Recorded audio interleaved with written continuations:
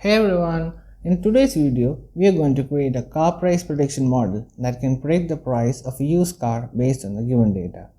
The dataset used for this video is available on Kaggle and contains various attributes related to the sales price of a car.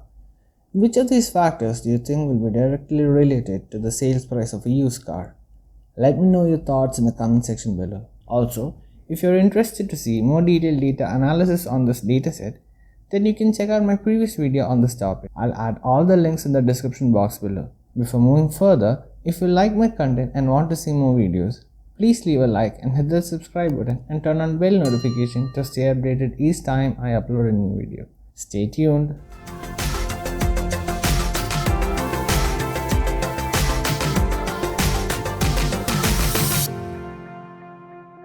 So first, let's import the required libraries.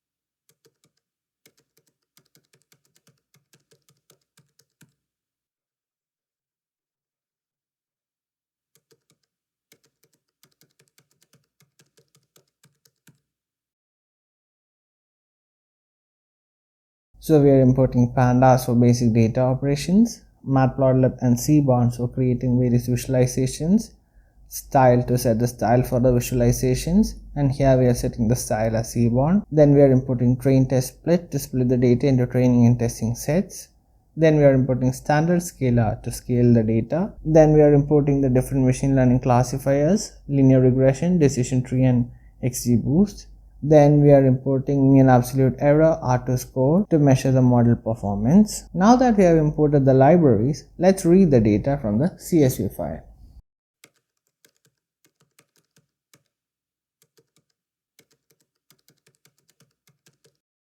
Now let's use head function to see the data. Now we have an idea of the data that we are dealing with.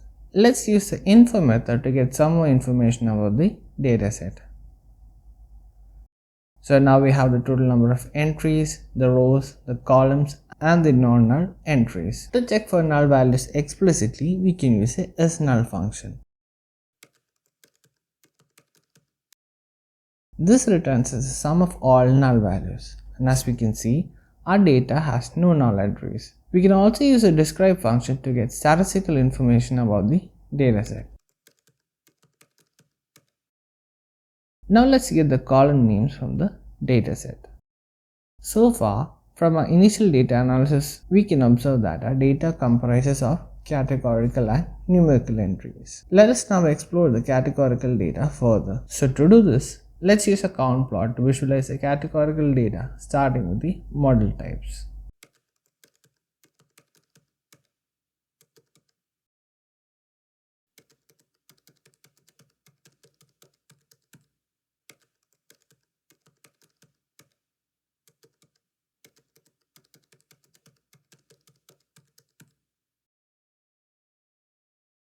As we can see, the most common Ford models in our dataset are Ford Fiesta and Ford Focus. Now similarly, let's use a count plot to visualize the transmission type and fuel type.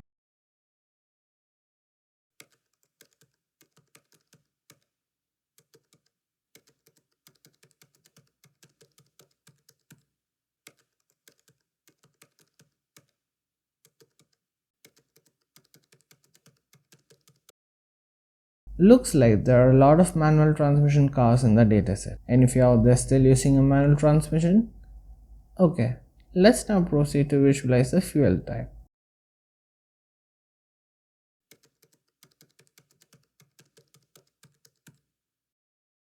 Looks like the majority is still petrol. We also have hybrid, electric, and others.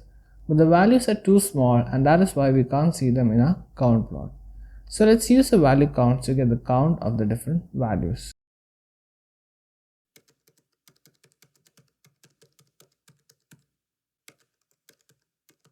Or let's use a value count method for all the categorical columns.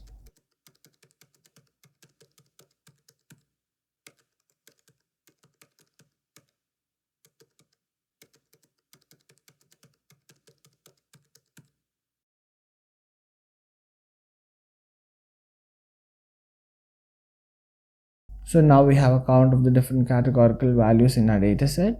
And as we can see, there are some entries with very low values and that is why we couldn't see them in a count plot. So there's a different car models, the different transmission types and the different fuel types. I wonder what other type of fuel is for Ford cars. Fuel cells maybe? Car enthusiasts, what are your thoughts on this? Now let's create a bar chart using C-bonds to see the effect of transmission and fuel type on the sales price of a car. So first let's create a variable to store the data from the column.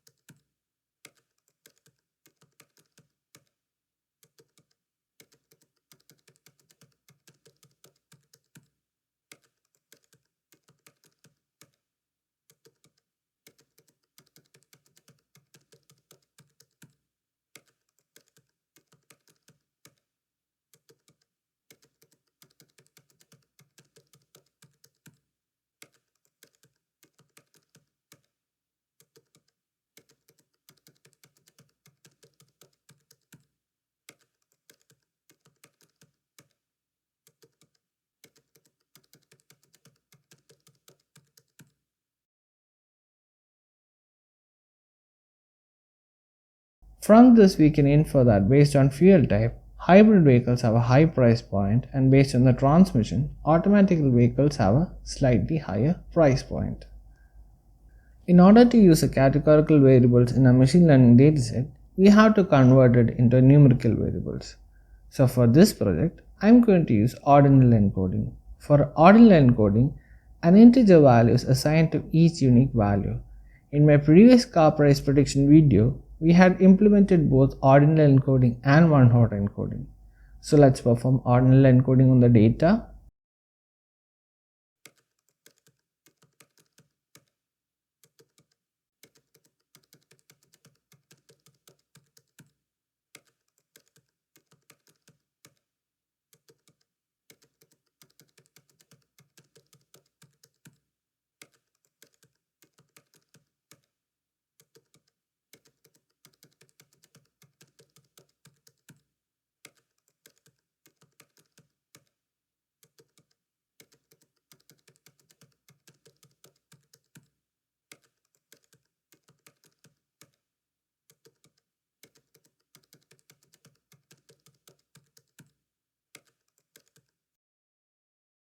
So here I am replacing manual with 0, automatic with 1, semi-automatic with 2, and likewise petrol with 0, diesel with 1, hybrid with 2, electric with 3, and other with 4.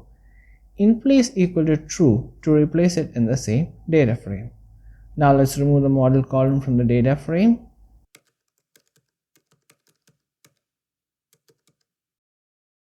Access equal to 1 to indicate that the column is being removed.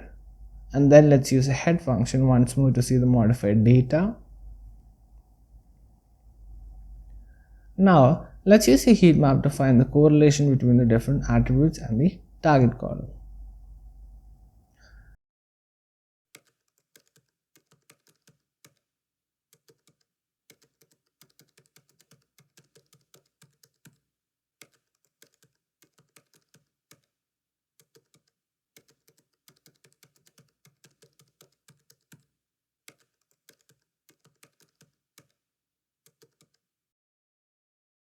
Lighter values indicate a high correlation and darker values indicate lower correlation.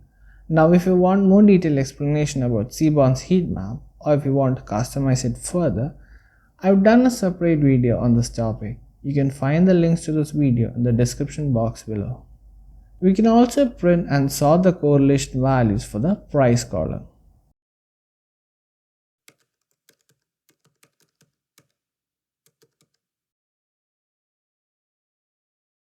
As we can see, the data is arranged in an ascending order of correlation, and the most correlated attribute to the price of a car is its manufacturing year. So let's plot a regression plot between these two values.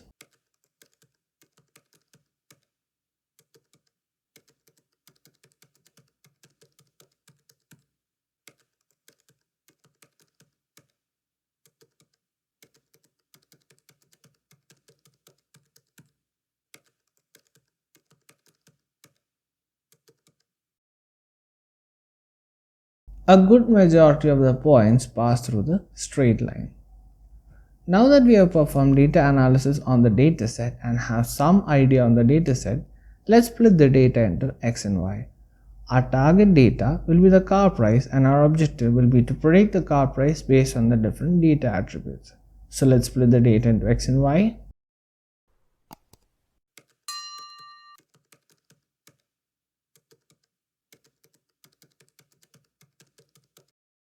Now let's print the shape of X and Y.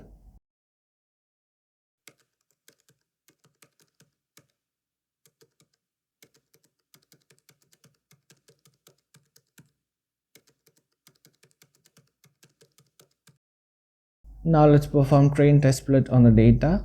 That is, let's split the data into training and testing sets. Here I am taking a test size of 30%.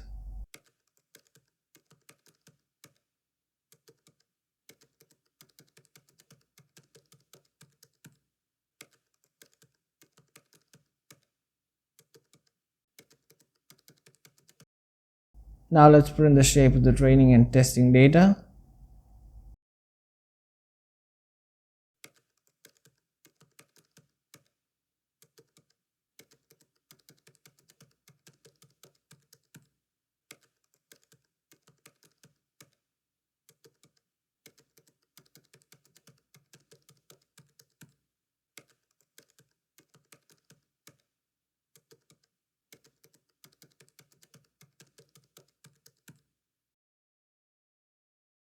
The next step is to normalize the data in different columns using scalar and standard scalar. Now standard scalar scales each feature or variable to a unit variance. This operation is performed feature-wise in an independent way. So let's load the standard scalar function.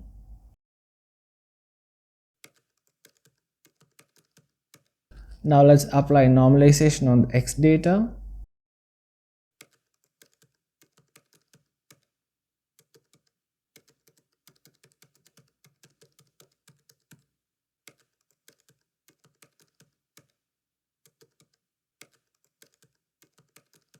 So far, we have performed some data exploration on the data and did some processing on the data. The next step is to create a machine learning model using the processed data. In this project, we'll be experimenting with different machine learning classifiers to see which classifier gives the best model performance.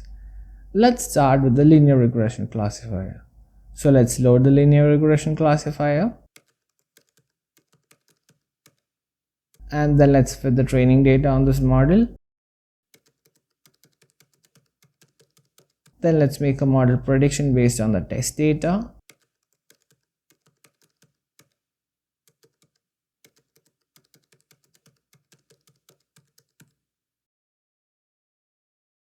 Now let's evaluate the linear regression model performance. To do this, let's calculate the MAE and the R2 score.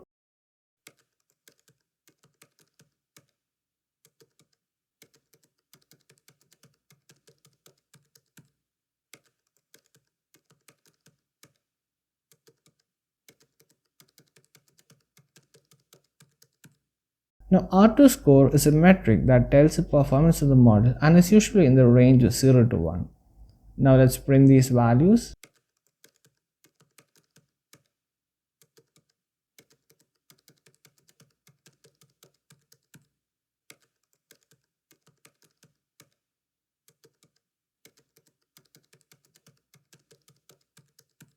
Let's also perform cross-validation on the test data and see the model accuracy.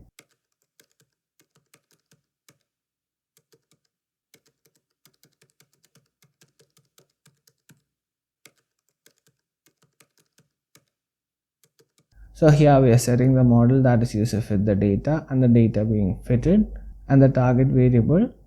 Next we can specify the number of times cross-validation is being performed on the data. The default value is 5, which means if you don't specify any value for cross-validation will be done for 5 folds. Now let's print the model accuracy.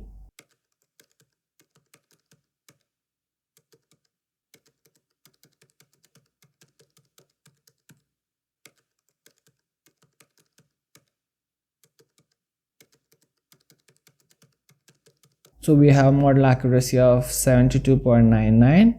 Now let's train the data using another classifier, decision tree. So let's load the decision tree classifier.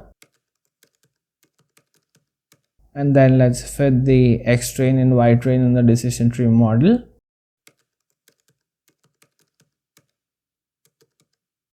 And then let's predict the values of the given test data.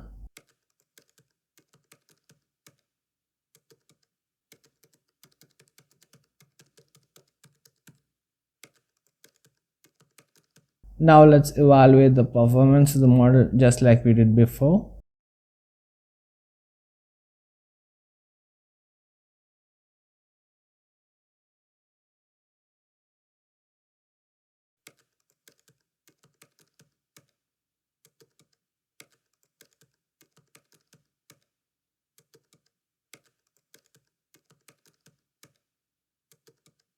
Looks like the decision tree model has a better model performance.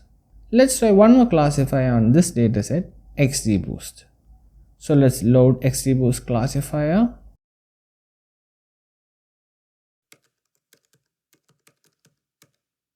And then let's fit the X train, Y train. And then let's predict the values for the given test data.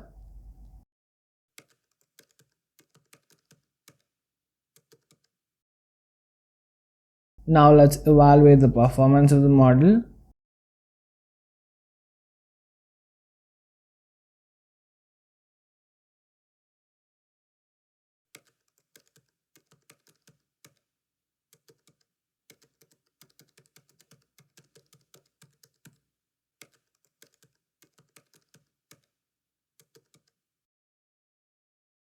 Looks like this is better than the other two classifiers. Let's check the cross-validation score.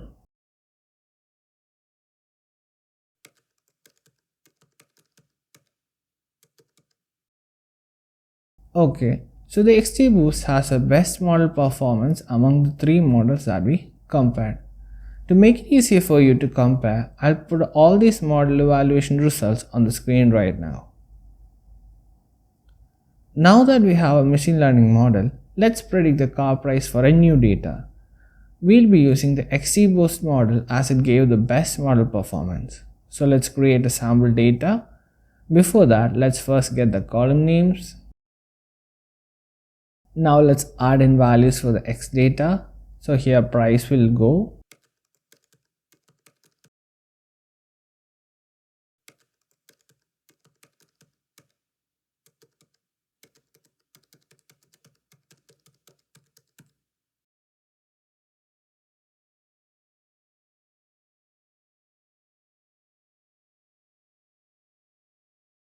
Here I am adding the same values as the first entry in our data. So ideally, it should predict somewhat closer value.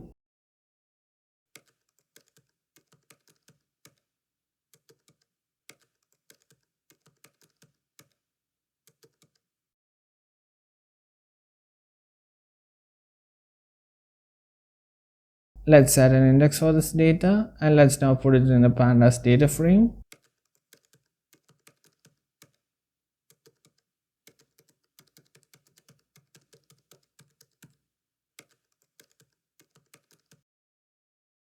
So now that we have the new data frame ready, let's pass it into the XGBoost model to see its prediction.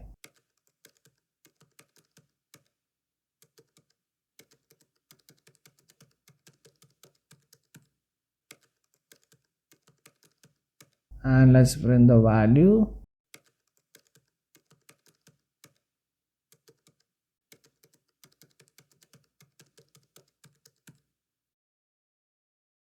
fingers crossed, and run. Great. Our model predicted a value which is pretty much close to the actual value. That concludes this video. Which algorithm comparison would you like to see next? Let me know in the comment section below. Don't forget to leave a like and subscribe to this channel if you found this video useful. Thank you for watching and see you in the next video.